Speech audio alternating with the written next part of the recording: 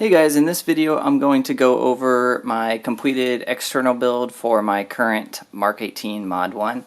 Go over each piece and kind of give you my thoughts on everything and some of the stuff that I had to kind of customize so that it worked the way I wanted it to. So I'm going to start at the rear and work my way forward since that's where all the kind of custom stuff happened. So let's start with the sling actually. This is the Faro Concepts Slingster, which I think is the best sling on the market right now. This is the Gen 1. They updated the pull tab on Gen 2, but this works just fine for me, so I didn't buy the upgrade kit for it. But they make this in a variety of colors. You can get it in multicam black, Ranger green, and as you can see, multicam here. I really like this sling. It's really low profile, and it still has minimal padding to kind of help with the weight of the rifle, and I really like the look of it, it being in multicam. I used to use a MDM webbing sling on my old Mark 18, and I switched to a VTAC, but so far this has been the best sling that I've used for rifles anyways. So there's that. The stock on this is just a Magpul CTR. You can see there, Magpul Industries CTR. Probably my favorite stock. I have the MOE rifle stock on my real AR-15. I really like that too. But for like a short gun like this, an adjustable stock, I think the CTR is one of the better stocks in my opinion. A lot of the other ones have like battery compartment storage and you need stuff like that. Go for like the STR or something like that. But for general like airsoft use, I guess, the CTR I think is really nice. It looks cool, it's functional, feels nice, and I really like it. So grip, I get a lot of questions about this grip. This is the Dytac Bravo grip. It's a replica of the BCM, I think Mod 3 gunfighter grip. And I tested a little bit with the motor. It sounds a little bit whiny, but for the steep angle grips, this is about the only option out there. I think PTS might make one, but that's like 2 grips, and I really like the look of this one compared to the PTS. I think it's the EPGC that they use, so I really like this one a little bit more. Trigger guard, went with the Magpul. This is just the MOE trigger guard, just plastic. Kind of goes with the color. That's the only reason I went with it. I really don't like the flat metal trigger guards. This one's a little bit more rounded shape, and it comes in flat dark earth, so that's cool for me. Magazine, this is the D-Day PMag. I get a lot of questions about these. I have not tested them very much, but with my limited testing, they work just fine. If I have any issues, I'll let you guys know, but every time I've used them, they've worked. And I think if I ever have any issues, they disassemble easily enough that you could probably fix anything that goes wrong with them. But they're just a replica of the M3 PMags. I think they started actually making some with trademarks. I don't know which company is actually the OEM, but these are D-Day. They don't come with trademarks of any kind, really, aside from like the 5.56. Nothing on the bottom or anything, but they work well enough. I haven't had any issues, and you can't really find too many replica PMags out there nowadays. So that's what I have on there. And then again, the rifle base, this is just a VFC Mark 18 Mod 1, so it has the Colt trademarks, and it came with iron sights in flat dark earth.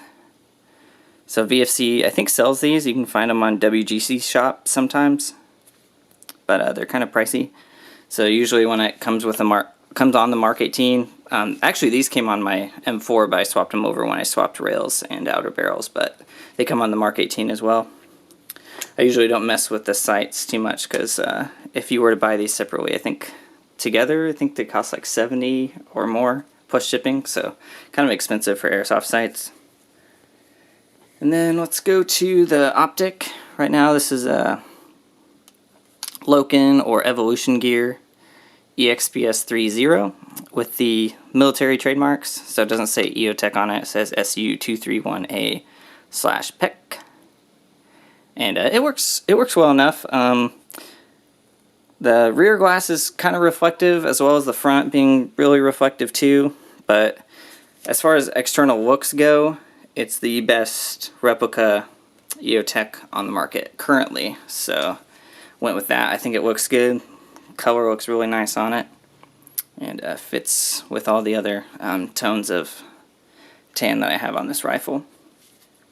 Moving forward, this is Element LA5 PEC 15. This is just a standard red laser, and I think it has an IR laser, which I don't really ever use, but has it. It works fine. Mainly use it to play with my animals. They like the laser pointer on it. But other than that, it looks cool. It's on the gun. Now let's go to the lights here. This is just an Element X300, or sorry, not X300, M300 Ultra. And that is mounted to an FMA low profile mount, which is a replica of the S&S Precision mount. But you can kind of see I had to kind of shim it down and forward so it could clear the PEC 15 and the front sight. I may take this off and reshim it so that the Velcro is just under the mount, but that allows it to sit a little bit lower rather than it being a little bit higher, because it just has these mounts that fit into the holes on the rail. So that's how it's set up now. Really like the position of it. You can see it kind of just rides on the top of the right rail there, the way I have it wedged in there. So works well, and I like it. Rather than having like a mount mounted here, I think this is a lot cleaner looking. And again, it's tan. Goes with the rest of the gun. Grip. This is a Daniel Defense Convert. This is a real steel grip. Don't believe they make a replica of this one. I bought this many years ago and kept it because it's been one of my favorite vertical grips. And it works well. I messed with an AFG2. You guys probably saw that on my Instagram. Wasn't a huge fan of it, but so I swapped the grip back on here. I really like this grip quite a bit. And then I've gotten a lot of questions about the pressure switch. This is a Night Evolution tactical augmented pressure switch. I took off the rail grabbers and then had to sand it a little bit so that it fit between the rails. See if I can get a good picture of that. Nope, not gonna work too well, but I had to Dremel a little bit off so it cleared the PEC 15 there, and then I kind of like slid it into this gap between the rails and kind of secured it. You can kind of see a ladder rail cover that I put under the front sight, and that kind of helps it keep in place. I could have actually direct mounted it into the rail, but I may do that in the future. But for right now, it's not going anywhere. It's stuck in there pretty well, and it's a really great position to have for the laser and the light. And then if you double click the laser button, it'll stay on. So really cool function there, and a lot better than the stock pressure switch that came with the both the PEC 15 and the Surefire or replica scout light there. And then finally we have the suppressor I got from JK Army, which ended up being the wrong one. See if I can show you that. Got the Mini Monster instead of the SOCOM Mini 2. And I was going to Dremel the teeth off, but I haven't really messed with it. I think I'm going to keep it as is for now. I don't really want to mess up the finish on it. But in the future I may break down and decide to Dremel the teeth off. But it's a really nice suppressor. Really great color. Trademarks look good, and it attaches well. Go ahead and take this off for you, because the flash hider is actually pretty cool too.